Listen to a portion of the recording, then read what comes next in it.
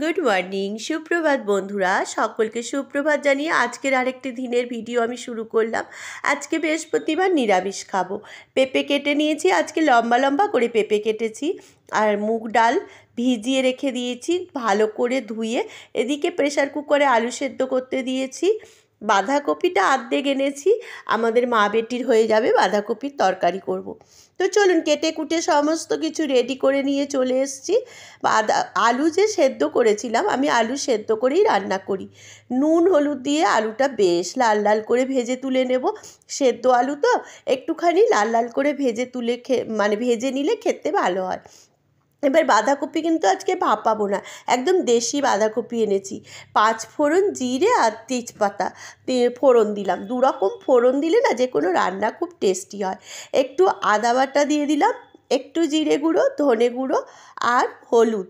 নুনটা কিন্তু এখন দেব না, মশলাটা আগে কষিয়ে নিই ভালো করে। আর অর্ধেক টমেটো দেব, বেশি বড় টমেটোটা দেব না, কারণ ওই যে দেখলেন তো বাঁধাকপিটা অল্প একটুই। তো চলুন, এবার মশলাটা কষানো হয়ে গেলে বাঁধাকপি দিয়ে দিলাম। এইবার প্রয়োজন মতো নুন দেব, কারণ কি বাঁধাকপিটা না দিলে বুঝতে পারছিলাম না যে কতটা নুন দিতে হবে। যাই হোক, এবার ভালো করে কষিয়ে নিয়ে আজকে আপনাদের সামনে আমি কি ভিডিও দেখাচ্ছি বলুন তো। আজকে আপনাদের সামনে তুলে ধরছি আমার সকাল 6টা থেকে 8:30 অবধি কীরকম প্রোডাক্টিভ ডে যায়, মর্নিং যায়। ভাজা ভাজা হয়ে যেতেই এবার কাঁচা লঙ্কা কুচিয়ে দিলাম, মিষ্টি দিলাম, ভাজা আলুগুলো দিয়ে দিলাম। দাঁড়ান, মুখ ফুক ধোয়া আমার হয়ে গেছে, আগে গরম জলটা খেয়ে নিই। আমি গোপাল তুলেই গরম জল খাই, কিন্তু আজকে না খুব তেষ্টা পেয়েছে, ওই জন্য গরম জলটা খেয়ে নিলাম। এদিকে বাঁধাকপিটা হয়ে গেছে, একটুখানি ম্যাজিক মশলা দিলাম।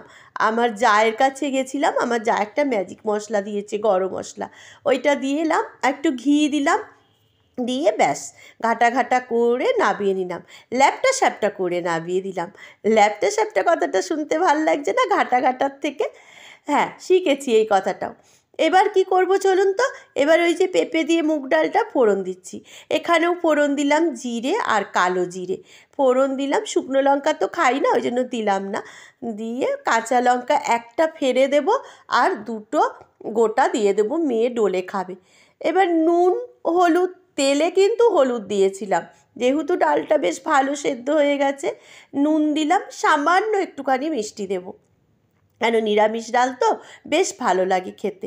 এদিকে চাল হাঁড়ির গলা ধরে রেডি করে রেখেছি চাল। সকালবেলা হলে তো আমাদের মহিলাদের এটাই একটা কাজ, সকালবেলায় হাঁড়ির গলা ধরা, কড়াইয়ের পিঠ ধরা, তাই না বলুন? চলুন, আমি এবার চলে এসেছি, গোপাল বাবাকে তুলব। আর বৃহস্পতিবারের আমার সিংহাসন পরিষ্কার করা একটা প্রতি বৃহস্পতিবারের কাজ। আগে ঠাকুরের জায়গাটা পরিষ্কার করে নিয়ে ঠাকুরের বাসনটা আগে মেজে নেব। হ্যাঁ, ঠাকুরের বাসনটা মেজে নিয়ে ততক্ষণে দেখলাম ডালটার বলক এসে গেছে, মানে ফুটে গেছে ভালো করে। এবার নামিয়ে দেবো। ডালটা স্ট্যান্ডিং টাইমে থাকুক, আমি ততক্ষণে ঠাকুরের বাসনটা ধুয়ে নিই। হয়তো বলবে রান্না করতে করতে তুমি ঠাকুরের বাসন, নিরামিষ রান্না করছি তো, তাতে তো কোনো অসুবিধে হয় না, তাই জন্যে হাত দিলাম। তো চলুন, এবার ঠাকুরের বাসন ধোয়া হয়ে গেছে। এইবার আগে আমি সমস্ত ঠাকুরগুলোকে বেশ পুছে ঠুচে নেব, ভিজে গামছা দিয়েই পুছে নিচ্ছি। নিয়ে ঠাকুরের আসনের সমস্ত কাপড় পাল্টে দিয়ে নতুন করে কাপড় দেব। এটাই আমার প্রত্যেক বৃহস্পতিবারের কিন্তু কাজ। এটা যদি না করতে পারি মনটা যেন কেমন খুঁতখুত করে। এই দেখুন, হয়ে গেল, কথা বলতে বলতে আমার কাপড় পাতা হয়ে গেছে। আর এই যে এবার আমি সিংহাসনের ঠাকুরগুলোকেও নামিয়ে নিয়ে আসবো, নিয়ে এসে সিংহাসনের কাপড়টাও বদলে দেব। সকালবেলায় যখন আমি 6টায় ঘুম থেকে উঠি, 6টা 5-10 কোনো দিন হয়ে যায়। বন্ধুরা, সত্যি কথা বলবো, জানেন তো, শীতকালে না একদম উঠতে ইচ্ছে করে না, কিন্তু কি করব বলুন, 12টা অবধি স্কুল থেকে এসেও রান্না করতে ভালো লাগে না। সে কারণে আমাকে অন্তত একটু পেটের জোগাড় করে রেখে যেতে হয়, তবে ভাতটা করি না। দেখুন, আমার ঠাকুরের আসন সুন্দর করে পরিষ্কার হয়ে গেছে। এই যে গোপাল বাবা, উঠে পড়ো। ওহ মা, দাঁড়াও দাঁড়াও, উঠছি। মা, আমাকে তুমি টেনে হিঁচড়ে উঠিয়ে দাও, দিদি কি সুন্দর 9:30 10টায় আমাকে ঘুম থেকে তোলে। তাকে গোপাল বাবাকে নিয়ে বললাম, মা তো যখন রেডি করবে তোমাকে উঠতেই হবে। মুখ হাত পুছিয়ে দিয়ে সোয়েটার টোয়েটার পরে দিলাম। মা কি করছিলে তুমি? বন্ধুদের সামনে আমার ড্রেস ছাড়িয়ে দিচ্ছিলে? না বাবা, বন্ধুদের সামনে ছাড়াই দিস না, আমি কিন্তু বন্ধুদেরকে আড়াল করেই তোমার ড্রেস ছাড়িয়ে দিয়েছি। যাই হোক, গোপাল বাবাকে ভোগ দিয়ে দিলাম। সকালবেলা গোপাল বাবার সাথে আমার এইটুকু কথোপকথন হয়। চলুন, আরতি করা হয়ে গেছে, এবার দৌড় দিয়ে আগে চা খেতে যাই, চা করি। এইবার কিন্তু হাতে আর সময় নেই, এইবার আমি ধরা ধরা ভাগা ভাগা চা, ধরা ধরা ভাগা ভাগা চা, চা করে আগে টেবিলে রেখে দিলাম। রেখে দিয়ে ডালটা যে মানে স্ট্যান্ডিং টাইম রেখেছিলাম, ডালটা এনে টেবিলে রেখে দিলাম। আর বাঁধাকপির ঘন্টটা তো রেখেছি। আর ওই যে হাঁড়ির গলা ধরে চাল নিয়ে হাঁড়ি ভিজিয়ে রেখে দিয়েছি, মানে চাল ভিজিয়ে রেখে দিয়েছি, সেই ভাতটা আমার মেয়ে বেলায় করবে। শীতকাল তো, এখনই ভাত করলে ঠান্ডা হয়ে যাবে, ওই জন্য। তো চলুন আগে আমি রেডি হয়ে নিই। বিস্কুটের কৌটো রাখলাম, চা রাখলাম, ঘড়ি দেখাচ্ছি দেখুন 7:44। আর কিন্তু সময় নেই একদম, এবার চুটকি মেরে রেডি হতে হবে।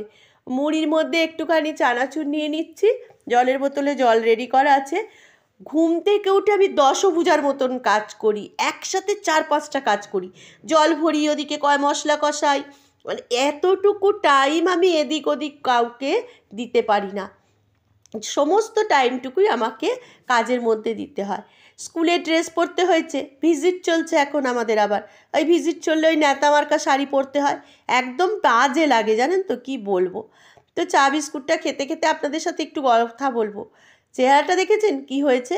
কে করবো বলুন তো, সবাইকেই শীতকালে একটু মনে রোগা রোগা লাগে, তাই না? দাঁড়ান, চাটা খেয়ে এসে আপনাদের সাথে একটুখানি গল্প করব, সময় আছে কিন্তু 2 মিনিট। গুড মর্নিং অনেক আগেই হয়ে গেছে, একদম 8 কিন্তু টাইম নেই, 8-5 মিনিট হাতে টাইম আছে 8টা বাজতে। আর ড্রেস পরেছি কারণ ভিজিট চলবে, ওই জন্যই ড্রেস পরেছি। চাটা একবারে গপ গপ করে খেতে হচ্ছে, কিন্তু বেশ ভাল লাগছে, আদা চা তো। এই যে সোয়েটারটা পরবো, চাদরটা নেব, হেলমেটটা পরবো, ব্যাস এবার বেরিয়ে যাব। সকালবেলা একদম সময় হচ্ছে না কথা বলার, আজকে বৃহস্পতিবার না, অনেকটা কাজ ছিল, তাও ডট 6টায় উঠেছি। চলুন বেরিয়ে যাই এখন, পরে আপনাদের সাথে যদি কথা বলতে পারি কথা বলবো, না হলে আর যদি দেখি স্টোরেজ ফুল হয়ে গেছে আর কথা বলা হবে না। এখানেই আপনাদের সাথে বাই বাই করে চলে গেলাম, দেখা যাক কি হয়, আমি ঘুরে আসি। হ্যাঁ চলুন, সোয়েটারটা পরে নিই।